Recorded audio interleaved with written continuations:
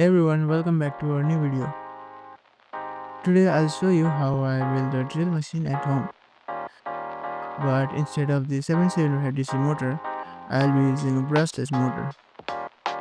It's a super lightweight, super powerful, and if you want to build this project by yourself, you can get all the components from flytover.in. The link you can find is in the description below. So without further ado, let's get started.